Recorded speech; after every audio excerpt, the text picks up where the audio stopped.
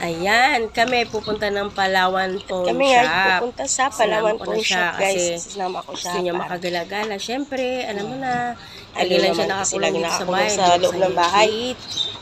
Ayan, ang bilis-bilis niya. Siyempre, ang Tuwang-tuwa. saya-saya niya. Tawa-tawa yan, di naman. Ang ngiti, ang saya-saya niya kasi pupunta daw kami sa Palawan Pawn Shop. Siyempre, Pupunta sa Palawan medyo Pawn malayo. Ayan, at tadaan Medyo may namin. kalayuan din. Medyo may kalayuan din talaga yung Palawan Pawn Shop. Yup. Lalakad siya, turo ng turo. Medyo may kalayuan din. Punta na Ayan. sa Siyempre, tinignan mo yung mukha ko. Char, para mag-reflect. Meron naman siya lang naka-close up, di Yung ba? mga parada naman Siyempre, yung nakikita rin yung nagpa-vlog. Kami. Yan, siyempre. Yun guys, parada. Ayan, may tricycle naman. Di lang talaga kami sasakay kasi mas gusto namin maglakad. Yan, Kami nga ay lalabas na sa isang ayan, lalabas na kami sa gate na another village. subdivision. Subdivision yan. Doon kasi Kami ang lalabas Palawan na. Pawn Shop sa kabilang subdivision. Tapos may tricycle. Ayan, may guard. May guard siya dun sa ano.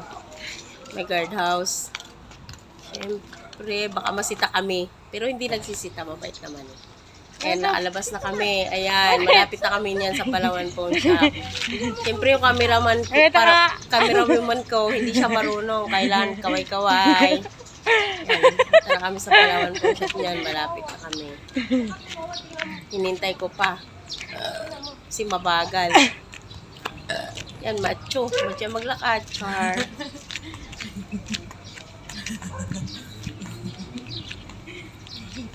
Ayan, naglalakad na po kami. Malapit na ako niyan sa Palawan Pawn Shop.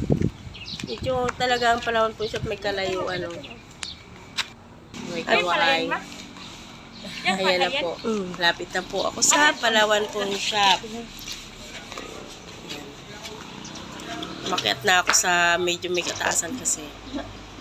Ayan, nagpipill up na po ako niyan. Para magpadala ng pera sa Palawan. Dito sa Palawan Pawn Shop. At yun nga guys, nagpipill up na ako ng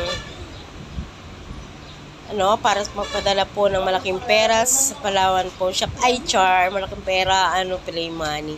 Hindi po, magpapadala po ako ng bayad ko sa produkto na tininda ko kagabi. Para po wala akong hawak na pera dito sa akin. Kailangan kong ipadala at baka magastos ng inyong lola, char. Alam nyo ba na mahirap may hawak na pera dito sa Manila? Baka tayo ma-hold up, char. Medyo nakakainip lang. Ayan, char. Tapos na po ako mag-fill up. Ayan. Yun na nga. At kami ayan, nagpauwi na po kaming dalawa nito. Didi Pauwi naman. na kami. Masyadong mainit lang. Galing kami Napakainit talaga. Pauwi na kami. Medyo mainit. Yun na nga, napakahirap maghirap kahit ilang meron siya maglakad yan. Siyempre, kailangan makita rin yung face ng vlogger. Siyempre, ayun siya sa likod. At nahihirapan. Siyempre, sunod pa rin siya sa akin. Ayan, malapit na po kami sa gate ng aming tirahan sa RSG Home Owners. Ayan na po. Malapit na po kami sa gate. Ayan na. Malapit na po kami sa gate. At kami nga ay nakauwi na. Ayan na. Okay. Ayan na nga at binuksan na niya Tulak. yung gate. Pahila. Tulak. Pahila po ang gawa niya. Hindi po. Imbis na pag niya. Yan, di marunong niya, magbukas. pahila Yan yung na. buksan Kami niya. nakauwi ng dalawa. Dire-diretso na yung lakad. Sara ang gate. Dito sa amin. Ayan, sinira ko ulit. Ayan na. Mga estudyante kami na sa loob kasi papasok na sila. And 12 o'clock. Init.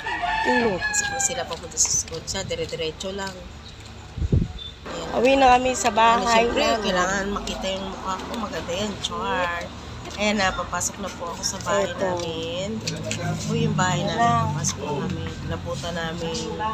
Alas 12 tapat. Nagkakape pa. Ayan, nagkakape. Kakape. Isa, gabi. Isa pa cellphone. Bye-bye!